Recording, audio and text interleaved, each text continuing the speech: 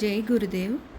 ఎవరు రాశారో కానీ మన చిన్నప్పటి రాజుగారి కొడుకులు 7 చేపల కథకు ఎంత గొప్పగా ఆధ్యాత్మిక అన్వయం చేశారో.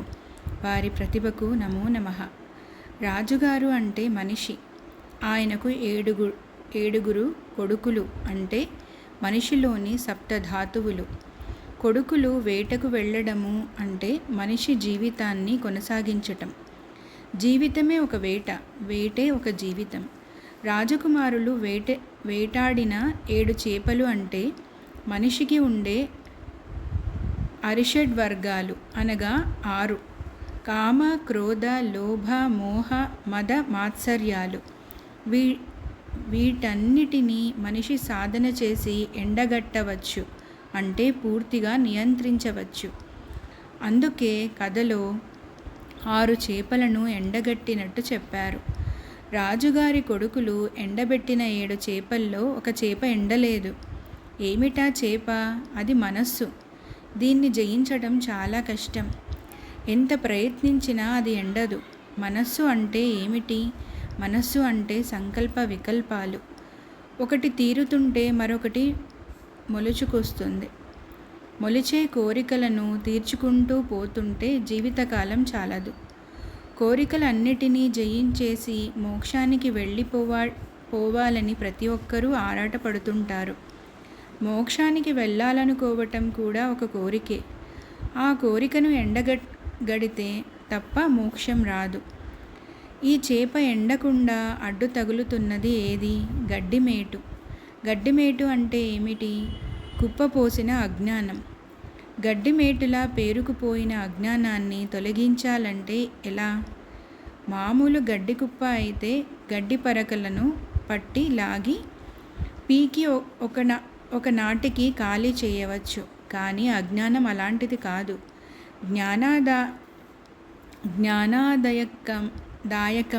జ్ఞానాదాయకమైన మాటలు ఎంత చెప్పినా, ఎన్నిసార్లు చెప్పినా మనం చేత్తో గడ్డి పరకలను లాగినట్టే. ఆ కుప్ప తరిగేది కాదు, తగ్గేది కాదు. దాన్ని ఎంత ప్రయత్నించినా తగ్గించటం కష్టం. మరి అది పోవాలంటే ఏం చేయాలి? ఆవు వచ్చి మేయాలి. ఆవు ఎక్కడి నుంచి రావాలి? అసలు ఆవు అంటే ఏమిటి? ఆవు అంటే జ్ఞానం. జ్ఞానం అనే ఆవు దొడ్లో ఎగబడి మేస్తే అజ్ఞానం అనే గడ్డి కుప్ప ఒకనాటికి అంతరించిపోతుంది.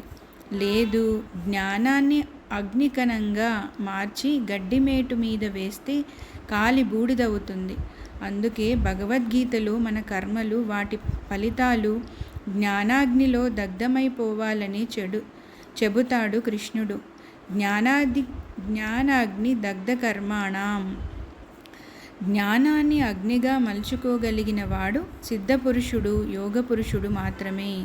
ఈ గోవును ఎవరు మేపాలి?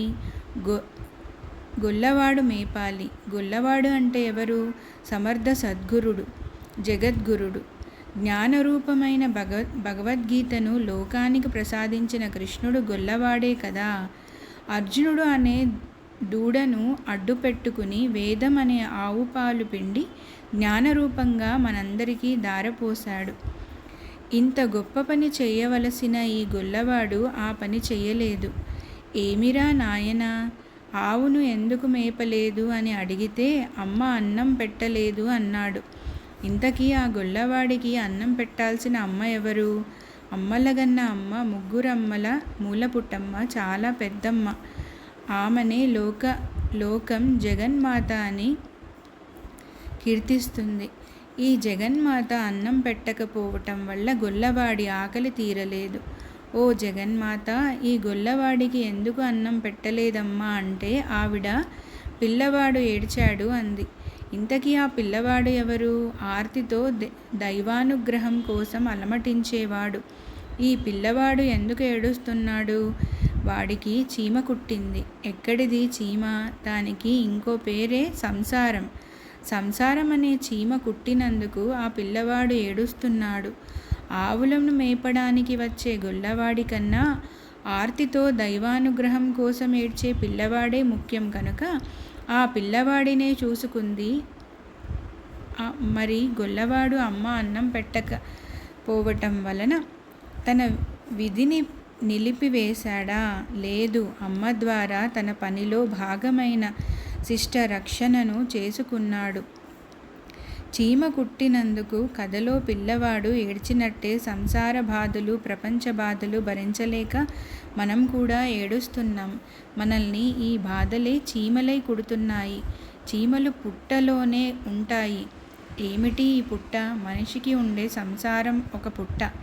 ఈ పరమార్థాన్ని చెప్పడం కోసమే జీవితంలోకి అడుగుపెట్టే ముందే ఈ గొప్ప విషయం తెలియాలనే సదుద్దేశంతోనే మన పెద్దలు ఈ కథను ప్రతి పిల్లవాడికి నూరిపోశారు.